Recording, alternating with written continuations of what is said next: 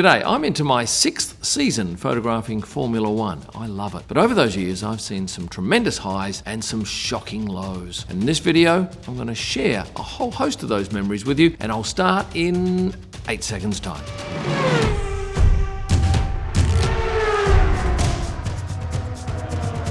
And cue. Daniel Ricciardo on the podium in Monza. What a buzz of a day that was for me, partly because I'm an Australian and I got to hear the national anthem, and it was perhaps a surprising result. I got to see Daniel doing a shoey, and because it was during COVID times, it meant that there was nobody on the track below except photographers. It was an unequaled moment for me, and probably one of very few times that I've had tears in my eyes. Shooting Daniel, got some lovely eye-to-eye contact with my fellow West Australian, and for me it was one of the highlights of my career. Of course, most of the time I get to see people just on a normal, even keel, but occasionally you get to see moments like this when Britta Ruska, who is Seb's PA, well really manager, hug him after his final race in Abu Dhabi in 2022. Now, I've never seen the pair hug, and I've never really seen them that close together, so that was a great moment for me, much as it was going back to 2019 when in exactly the same spot I found Nico Hulkenberg and his girlfriend at the time, Egle, or Sunny as she's known, having a hug there, and it was always very difficult to get Sunny and Nico in the same shot. They would never walk together. So to get them having a hug out the back with no one around, well, that was a highlight for me.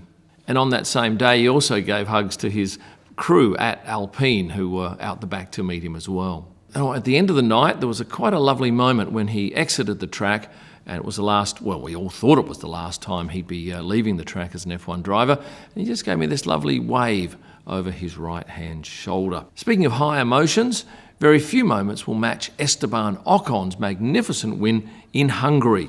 Of course, there was the first turn carnage, which certainly opened up the race. And at the end of the race, Fernando Alonso was there, who'd played a major part in Esteban's win. And then, of course, he was up on the podium with that absolute pure joy. And this is one of my favourite pictures of Esteban, so much so that I've done a signed print collaboration with him. And if you love this picture, you should get onto kimillman.com now, select the personally numbered print that you want, and it'll be sent to you along with a digital picture for irrefutable proof of authenticity. A driver's first win is always exciting, and to be on hand when Carlos Sainz did it in Britain in 2021, that was a thrill, not only for me, but obviously for him. He's normally pretty reserved, but all that went out the window in Parc Ferme when he was just pure excitement. The look on his face here, well, that's gold. He almost looks like he's a little bit lost too. Plenty of youthful exuberance. Now for me, Hockenheim 2019 was an enormous race for highs and lows. One high that I'll never forget is Daniil Kvyat coming up onto the podium and shaking everybody's hand before he made it to his spot on the podium, which is unusual. Oh, he was just so pumped. It was a lovely thing to see, as was Lance Stroll out the back of the FIA garage, because he'd had a magnificent race, very nearly got himself a podium, and it's not often I see Lance with an absolute beaming grin on his face, so this was a memorable picture for me. Lando Norris, 2021 Austrian GP. Now, I know he'd had a great result, his first podium in 2020, but that was a COVID year, so I wasn't there. But in 2021, I captured him walking across the track to go to his press conference afterwards, and I loved the look on Lando's face here. He was so full of joy, and when a driver who's not expected to end up on the podium lands on the podium, it's always exciting. Let's talk about some Pierre Gasly highlights. Of course, his 2020 Monza win was an absolute buzz, but I wasn't there because, once again, it was COVID. But I was there in Baku when he had his first podium, and again in Baku in 2022 when he was 5th. And these moments make me smile as much as they make the driver smile. One of the most amazing nights in my life was in Abu Dhabi in 2021. Now, it's a controversial thing, I know.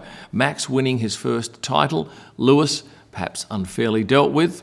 I'm not going to comment on that, but to feel the roar of that crowd standing on the finish line when Max actually took off for that final lap was something I've never experienced probably in my life, and I've been to a number of great sporting events. And at that moment I realised that the majority of the crowd were absolutely behind Max Verstappen. And while I certainly remember Max's exuberance, I also congratulate Lewis on his grace, having to stand up there after what happened and accept his trophy for second place in both the race and the championship. Now, you've probably picked up a lot of these memories are about wins and podiums, and here's another one, Sergio Perez, Monaco 2022. And I waited for a long time next to the pool up at the Red Bull Energy Station to see Sergio Perez come out and do a somersault into the pool after he was confirmed as the winner of that race. And I tell you, if you want to win a race, you probably want to win that one. It's the blue ribboned event of F1. Brazil 2022, that was the scene for George Russell's first win in a Formula One race. Of course, standing on the fence in Parc Ferme gives us unequalled access, and we're very close to these drivers, sometimes 30 centimetres. But in this case, a couple of metres away, I saw George, a sort of look in his eye, and made eye contact with him for a couple of seconds and gave him a wink. And that was a lovely moment because I've seen George from his very first F1 race, and it's moments like those that I tend to remember. What emotional, positive memories do I have of Oscar? Well, I have to go back not very far to the Spa race this year, where I had raced back from, I think it was Les Combes, and I just made it in time to get him with a beaming grin on his face doing a media interview after his first top 3 finish in the sprint race. I often think about Charles Leclerc's second win in Monza because I was in the paddock at the very moment that he came across Mattia Binotto, the team principal, in the paddock, and there was a big hug, as there was with Lando Norris and Zach Brown in France in 2019. Now, I am going through all of these highs first, but trust me, I will get to some rather crushing lows towards the end of this video. Fernando Alonso, I love seeing him this year in Miami, absolutely jumping for joy on the podium after his third. Some great memories of Kevin Magnussen too. Let's go back to his Brazil pole position last year. And in 2021, his 5th place in Bahrain, the first race of the year, having been called back to replace Nikita Mazepin. Another great high for me this year, and certainly for Alex Albon, was his performance in Canada, where he ended up 7th. And out the back of the FIA garage, I caught him and his girlfriend having a lovely post-race hug before he headed off into the media pen. Some more Pierre Gasly moments, 2019 at Brazil when he had his first podium.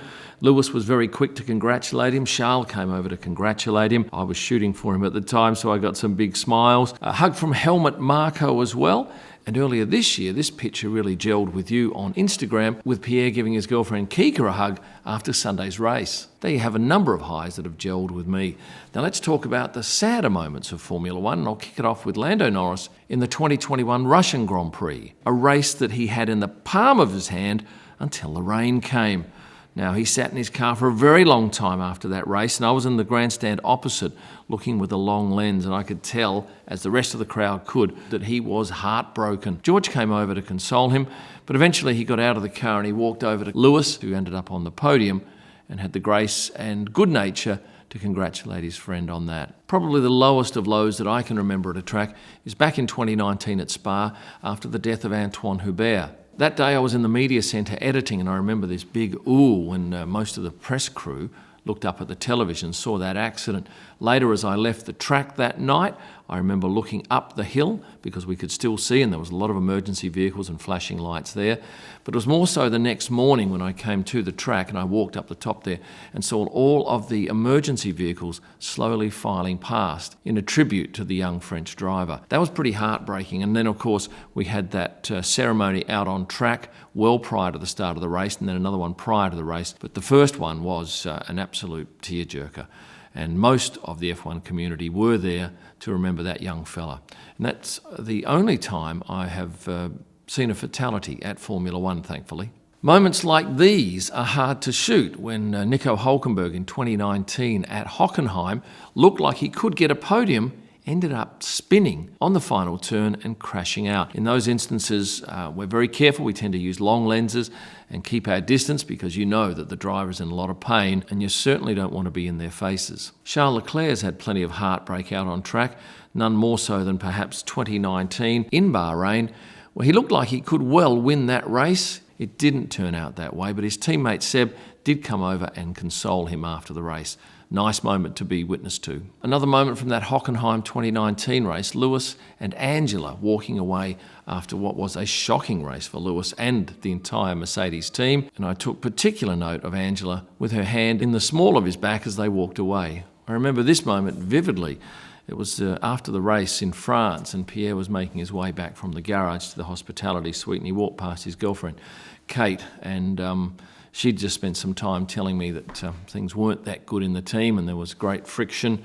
And then, of course, he's had a pretty ordinary race, and I could just tell, as a few of us standing around could, that Pierre was in a fair bit of pain. Anyway, he's now bounced back and thankfully in much better spirits. Another emotional low was the crash between George Russell and Valtteri Bottas in Imola.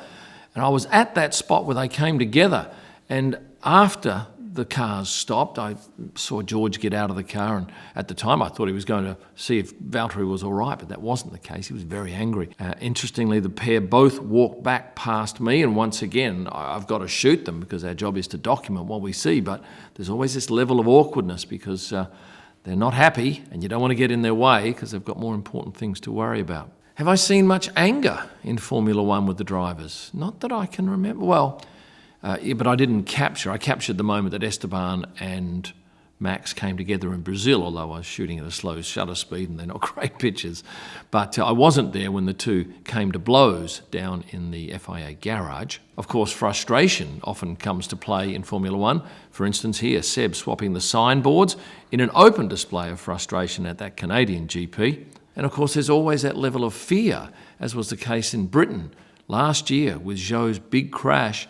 We didn't know how he was going. Was he going to get out alive? I was shooting up in the grandstand for the actual crash, but went down below. And we're trained to keep shooting whether or not we use those pictures or there's a death. We shoot and we worry about what we do with those photos later. But of course, there were many minutes of anxious waiting until we finally saw him get out and acknowledge the crowd with a hand, I think it was, or maybe he moved his foot. But it turned out in the end that he wasn't that badly hurt. It turned out that Alex Albon had far greater injuries, although his incident was much less spectacular and didn't come to the attention of the media as much. It's fair to say that this sport is rich in drama, thrills, excitement, and intrigue. Winning is tough for most of the grid, but to be as close as I am to the action when something unexpected happens is a true thrill, and to be able to document it for you, well, that's an added bonus. If this video has been a high for you, please hit the like button. Subscribe if you haven't done so, and remember that members get a whole host of extras. You'll find all my digital images at prostarpics.com for a wide range of F1 photo books, wall art, signed prints from drivers and team principals, along with merchandise. Go to kimillman.com. And for my best images live from the track and during the week, Instagram's the place to be, at Kim Illman. Thanks for watching, and stay passionate.